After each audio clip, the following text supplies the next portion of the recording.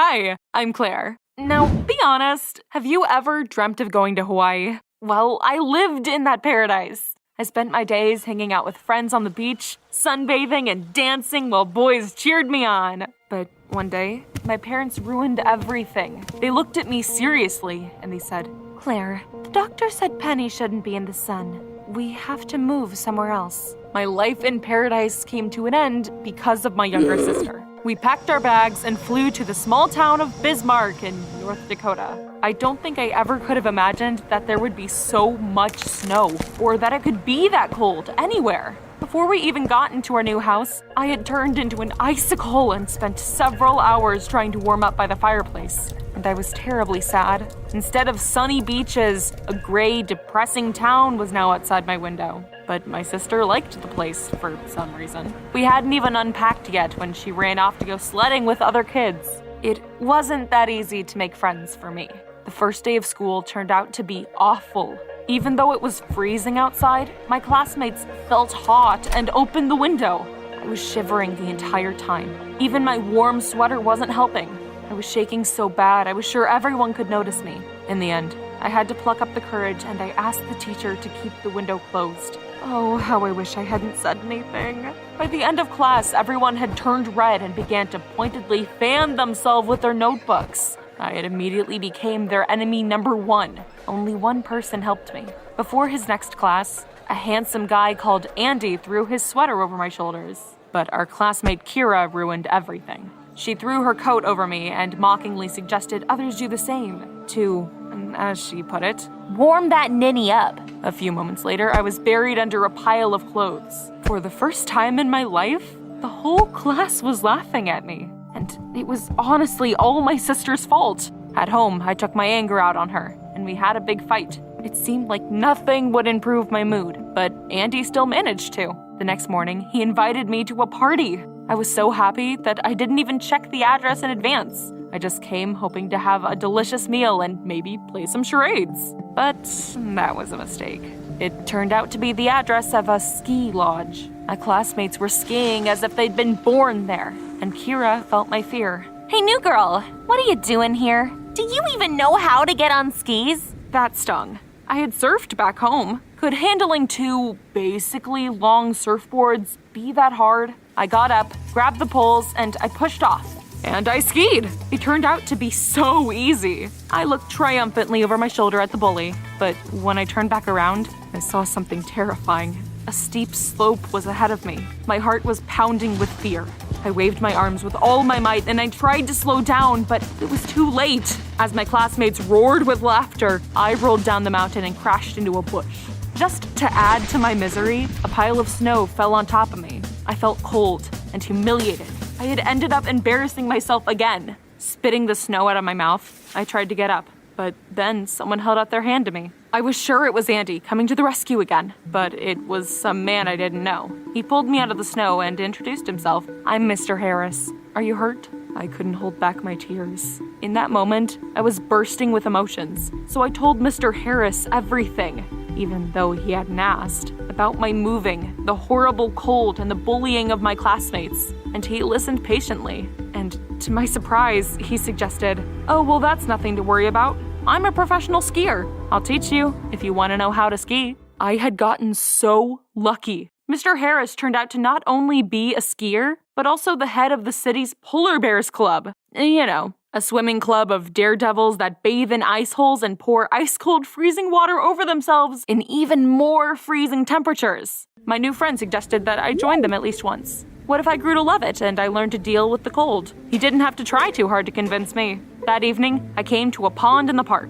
People in bathing suits were diving right into the icy water. I got goosebumps just from looking at it, and I was about to leave. But at that moment, I saw Andy among those madmen. I decided it was either then or never, and I jumped into the pond after him. But Andy didn't even notice me. But that was for the best. Panting, I got out onto the shore, and I groaned from the burning pain surrounding me. Icy wind blew, and my clothes got covered with a crust of ice. I stopped feeling my body and stared helplessly at Mr. Harris. Luckily, he quickly came to my rescue. He took me back to base, gave me some spare clothes, and sent me home by taxi. But there were still consequences from that. I got very sick, and I had to spend 3 days at home with a fever. After something like that, I don't think a lot of you would have any reason to come close to an ice hole ever again. But for some reason, I really liked it. I wanted to experience those same feelings again. Once I recovered, I decided I'd try one more time. Only now I was gonna follow the actual rules. Under the strict guidance of Mr. Harris, I got into the icy water and started breathing just like he told me to. My fear disappeared. I relaxed, took a dip, and obediently got out of the water. Just imagine, I didn't even feel cold. On the shore, I wrapped myself in a towel and I looked around. Unfortunately, though, Andy was nowhere to be seen. But other guys had seen my success and clearly they liked it. Oh, I'd really missed those admiring glances. That day, I realized what I would have to do to get them again, because now I was in the north. I would be using my flawless figure and my courage. And that's how I started hanging out with polar bears. I took part in all kinds of crazy adventures with Mr. Harris and his team, and I gradually began to enjoy winter swimming. In my spare time, my new friends taught me how to ski. I was doing so great, and after a few classes, I was no worse than any of my classmates. These extreme sports had changed me dramatically. I was no longer cold all the time, and I even moved to sit closer to the window to get more fresh air. During gym classes, I began to come to the finish line first. One day, the teacher even called me the best skier in our class. Of course, my unexpected successes infuriated Kira and the other girls, but all the boys were delighted. They kept looking at me with admiration and liking my photos all around the clock. Suddenly, I didn't feel lonely anymore. To consolidate the success, I decided I would throw a party as soon as my parents left on business. I told my classmates to bring swimming trunks and swimsuits. Everyone was sure we'd be swimming in an indoor pool, but I had prepared a surprise for them. I set up sunbeds in a snow-covered yard, and I laid down on one of them in a swimsuit, just like I was at the beach, complete with even a cocktail in my hand. The faces of my guests were priceless, especially when I invited them all to join me. The girls obviously didn't like the idea, but the boys supported me. They undressed, moved their sunbeds closer to mine, and started bringing me drinks. I felt like I was a star again, like I was back home in the South. I got so excited, I even had a snowball fight with my half-naked classmates.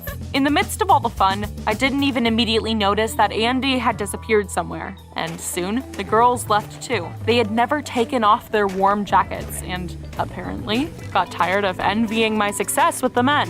The only girl left at my party was Penny. But she really didn't have a choice. Our parents had left her under my care, and she was obediently building a snowman in the yard. After making sure that everything was okay with my sister, I just kept having fun. That night, after seeing off the last guests, I went to bed, happy. Notifications from my phone woke me up in the morning. I had gotten a ton of messages from my classmates. They were all sending me photos from the party and inviting me for walks after school. So I came to school in a wonderful mood, but half of my classmates were missing. All of the guys were in their seats, but none of the girls were there. It seemed so strange to me. I couldn't even properly enjoy anyone hitting on me, and I think I was right to be worried. After school, my parents were called to the principal over the speakerphone. I was so scared. Why were they being called? After all, I hadn't done anything wrong. Mom and Dad hadn't even returned from their business trip yet. So I had to call Mr. Harris and ask him to pretend to be my dad. When he arrived, we walked into the principal's office. Angry parents of my classmates were sitting there, and when they saw me, they began to demand the harshest punishments possible for me. After everyone had calmed down a little bit, the principal explained everything. Mr. Harris, your daughter's behavior has been unacceptable. Yesterday, she invited her classmates over and convinced them to walk around in the cold wearing swimsuits. Claire wouldn't let the girls into the house even though they were completely frozen. Now they're all sick. I couldn't stand it. What? That's a blatant lie. None of them even took off their coats. This was all a setup by Kira. She just doesn't like me. But the parents didn't believe a word I said. Fortunately, Mr. Harris handled the conflict like a pro. He calmed down the mothers and promised to punish me so seriously that I would never ever think about pulling such a stunt again. After leaving school, I thanked my savior. He offered to give me a drive, but after everything that had happened, I decided I would take a walk. I couldn't wait to tell my sister everything. Besides, she had seen the party. She could confirm I was innocent. I called Penny, but no one answered. And when I got home and walked into her room, I saw that her bed was still made. I realized my sister hadn't spent the night here. I got so scared. I tried to remember the last time I had seen her. It had been at the party. Penny had been making a snowman, and then I didn't remember what happened after that. maybe my friends would know something. I called all the boys who had been there. They all said they hadn't seen my sister. None of them even offered to help me. I was left alone with my problem, and the only idea that came to mind was to call Mr. Harris again. Soon, he drove up near my house. I jumped into his car and I saw my sister in the back seat. Penny was crying, and it pissed me off. Where have you been, you little monster? I tried the door, but it wouldn't open. Mr. Harris suddenly hit the gas. I felt uneasy. In the rearview mirror, I saw Andy standing outside my house. It was all starting to feel really weird. I took out my phone to call my mom, but Mr. Harris grabbed it from me and stopped the call. That's when I began to get really scared. I asked where he was taking us and why.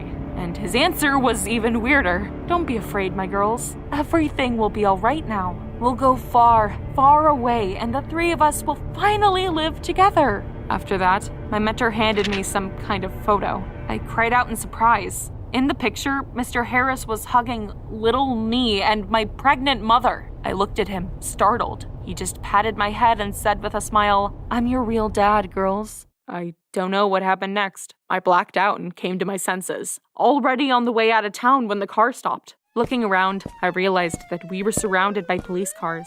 The cops pinned down Mr. Harris and brought Penny and I to the station, where we finally met our parents. And, of course, the first thing I did was ask about Mr. Harris. What my mother told me turned my life upside down. He wasn't lying. John Harris is your father by blood. When you were very young, your dad was a real skiing star, but he was so passionate about his career that he didn't have enough time for his family. Eventually, I got tired and I filed for divorce. But John didn't agree, especially when he found out that he would soon have a second daughter. I decided I would run somewhere far away where he would never find me. I had gathered all my things and fled south. Penny was born there. At first, there were just the three of us. And then I met someone else. We decided it would be better for you if you considered him your real dad. I was in shock. Now it was clear to me who I got my hot blood and talent for skiing from. My parents spent the whole way home trying to get me to talk, but I was lost in my own thoughts. When we got home, I said I wanted to be alone and I locked myself in my room. But soon, Andy rang the doorbell.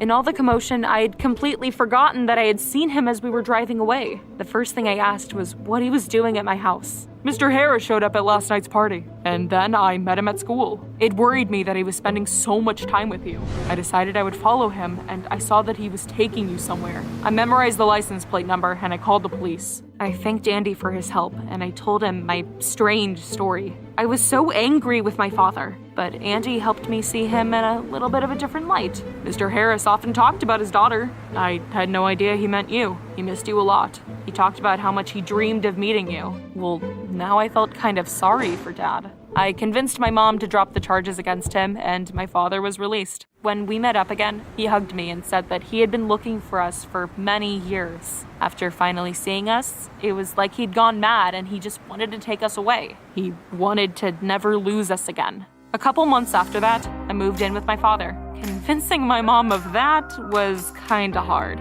I still resent the fact that she lied to us for so many years. I mean, I loved spending time with Dad. We'd ski and go winter swimming together. At school, I stopped trying to get attention from the guys, and I even made up with Kira. After all, you've got to agree, I really did get carried away. I had been so over the moon 'cause of men, I hadn't even noticed my sister went missing. Things could have ended so much worse. And, of course, you're probably wondering about me and Andy. Okay, I'll admit it. He asked me out on a date tomorrow, and we're gonna go to the cinema. We're gonna sit in the back. But don't tell my dad.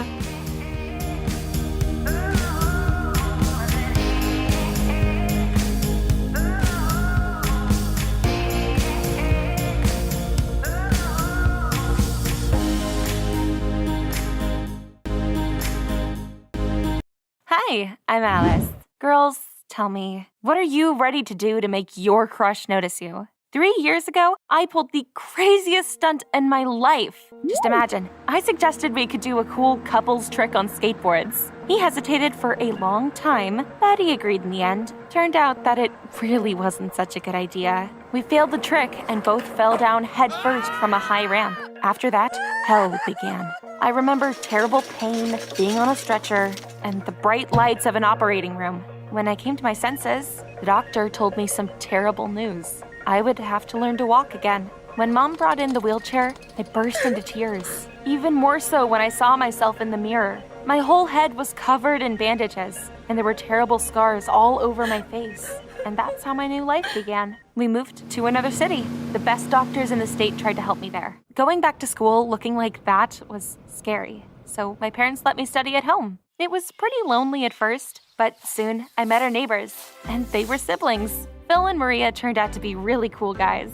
Every day, they would come over to our house, and they'd do everything they could to make me laugh.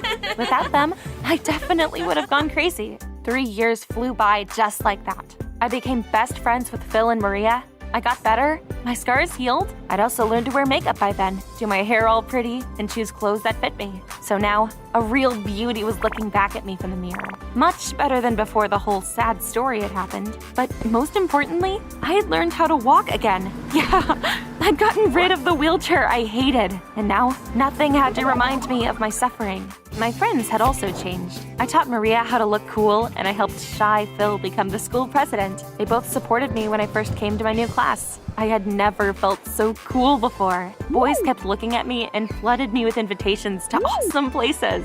The gym teacher was even staring at my figure so much that he crashed into a wall while showing the class an exercise. It was all so new to me. I laughed at jokes that weren't even really funny, and I blushed from all the compliments I got. It seemed like everything was going great. But after school, Maria grabbed my hand. "What are you doing? You're acting like a fool. The girls already hate you. They're the only thing they talk about." And that's when I noticed the other girls in my class for the first time. They were whispering angrily and glaring at me. Making enemies on day one would have been pretty stupid. So I decided I would make amends at once. I spent the evening baking cupcakes using my grandmother's recipe, and the next morning, I treated the girls to them. It took me a week to befriend all the girls that had envied me. I let one of them borrow my fancy dress for a date, helped another one with her makeup, and taught yet another one how to use a curling iron. I was distant with the boys, just like Maria had taught me, but they seemed to like it, especially Mickey. He was my most devoted fan. He gave me flowers, walked me home, and one time even arranged a spontaneous photo shoot. He filmed me taking a test, munching on a burger, and even rushing home. Random photos really do turn out to be pretty cool. I liked it so much that I decided to give him a chance at a school party. I danced with him the whole time. We looked so cool together that we were even chosen as the king and queen of the evening. But when they put the crown on me, I looked around and saw the annoyed faces of all the other girls. I was feeling a bit uncomfortable, so I broke the crown and I gave a piece to every single girl so no one could be offended. And then I said, as if we were in a beautiful movie, "Each of you deserves to be a queen. I'm just doing what anyone would have." Since then, I became the most popular girl in my school. The boys were fascinated by my beauty, and the girls were charmed by my kindness. I was invited everywhere, to parties, cafes, movies, even just to get food for my cats.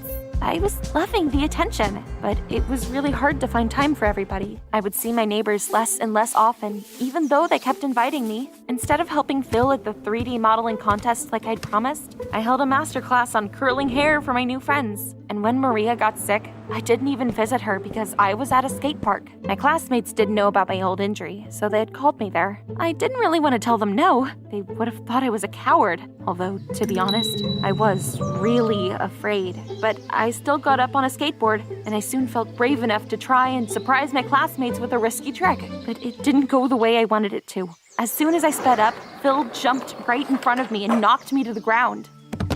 The skateboard kept riding without me. Everyone laughed. God, what a humiliation. I barely got out of my friend's arms. "What the hell, man? Did you need something?" Phil stuttered and tried to explain something, but I didn't listen to him. I went home. My evening had been ruined. I was sitting in my room feeling angry, but soon someone rang the doorbell. I was sure it was Phil coming to apologize for his stupid stunt, but it was Mickey. He suggested that we go for a walk together. We had a great time together. Mickey walked me home and asked to borrow my phone to call a taxi. As a thank you, he kissed me. Mickey left, and I went home. To my surprise, I saw Maria. She had climbed over the fence and was waiting for me on my porch. "What are you doing here? Aren't you sick?" "Alice, I saw everything through the window. You should stay away from that guy. Trust me, I've known him longer than you have. He's actually nasty and mean." "What kind of nonsense is this? You're just jealous that I have time for him and not you. I hadn't asked Maria for her advice on this. Then one thing led to another, and we had a serious fight for the first time in 3 years. It was little wonder that the next day when I came to school, I was in a terrible mood. When girls surrounded me, I began to feel a little better, but instead of chatting like normal, they began to examine me carefully, and then one of them suddenly said, "Alice, it's a miracle! Why don't you have any scars left?" I understood everything right away. Apparently, Phil and Maria had blabbed about my operations. Well, there was nothing I could really do but tell the truth. I had a really good doctor. I hadn't thought my classmates would be so interested in my operations. As soon as I left, they began to discuss it with vigor. However, it didn't really bother me much. I went down to the hallway to say hello to the boys, but when they saw me, for some reason, they frowned in disgust and turned away. And when I waved to Mickey, he laughed really loud. That was going too far. What's so funny? And why won't any of you say hello to me? Mickey wiped his tears of laughter on his sleeve and handed me his iPhone. There was a collage of 3 of my pictures on the screen. The first one showed me before the fall. In the second one, I was covered in bandages. And the last one was current me. I didn't understand what was wrong, but Mickey explained, I knew it! Beautiful girls like you don't actually exist. Your face is just the result of a ton of money and plastic surgeons. What are you talking about? I just fell. It didn't change anything about my face. But no one listened. Everyone was laughing and competing to see who could make fun of me more brutally. Now it's clear why she broke the crown. She just didn't deserve it. It's scary to imagine how ugly she must have been to decide to get plastic surgery. I knew, of course, who had started it all. Maria had made that stupid collage out of envy and decided to send it to all of our classmates. Or maybe Phil had decided to take revenge for the incident in the skate park? One way or another, someone from that family was to blame. I wanted to say everything I thought about them both, but I couldn't find them at school. They didn't respond to my angry messages either. I decided I would visit them after classes, and I would just have to get through the day until then. But that turned out to be much harder than I thought it would be. My classmates were constantly touching my face and admiring the skill of plastic surgeons. They had so many questions. How in the world did you convince your parents? How much did it cost? How long did it take to heal? Boys stopped noticing me at all. The rumor about my plastic surgery even reached the teachers. The gym teacher forbade me from doing any challenging exercises until I brought a permission slip from a doctor. And the chemistry teacher asked me for my surgeon's phone number while blushing. I was still the prettiest girl in school, except now no one admired me. When the classes ended, I ran into the bathroom and burst into tears. After I had finally calmed down, I clenched my fists and headed to my neighbor's house. I saw something weird in their yard. There was a large table with food and drinks standing in the middle of it. Maria, Phil, and other guys were sitting around it. It looked like they were discussing something. It really pissed me off.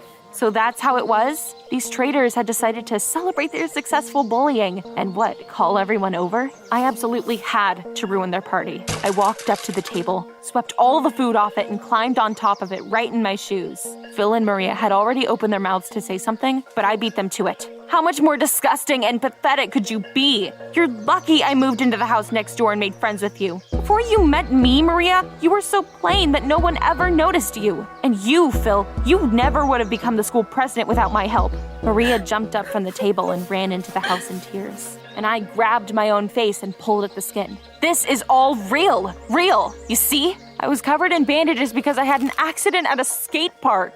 I was met with silence. Cindy, our classmate, was the first one to recover. We know, Alice. Phil and Maria already told us everything. You're so important to them. But I guess they aren't important to you. I slowly got off the table and I sat down in Maria's chair. I broke out in a cold sweat, and Phil took my hand. We never would have done that to you. Those pictures were sent by Mickey. He was the one who spread those stupid rumors. But what are you all celebrating here then? It's a farewell party. We're moving to another state tomorrow. We tried to invite you too, but you weren't listening to us. I felt so ashamed of myself. I dragged Phil into the house. Maria was sobbing into her pillow in her room. I sat down and I hugged her. Tears were rolling down my face, but I found the strength to say the most important words.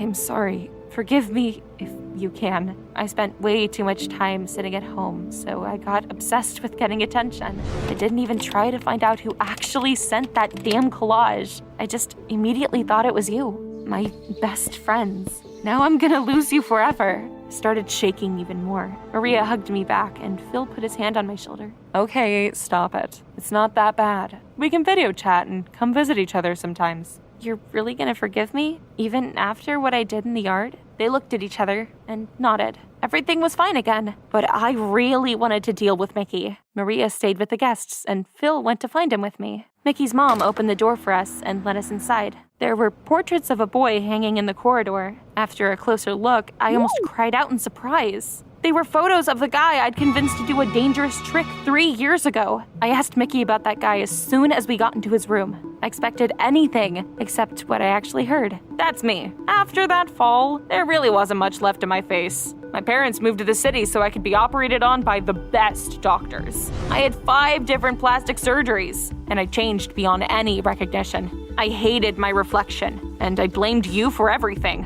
When you got transferred to our class, I didn't immediately recognize you, but your tricks in the skate park seemed familiar to me. I got kinda suspicious when I took your phone and got proof. I found pictures of you with a bandaged head, and I understood everything. All my feelings for you immediately disappeared. I felt horrible. I've been living through so much over the years, and you're living comfortably, getting prettier by the day. So I sent the photos to myself, and I decided to take revenge. At first, I felt terribly angry with Mickey, but then the anger passed. He was just an unhappy and hurt guy. I'm sorry about what happened.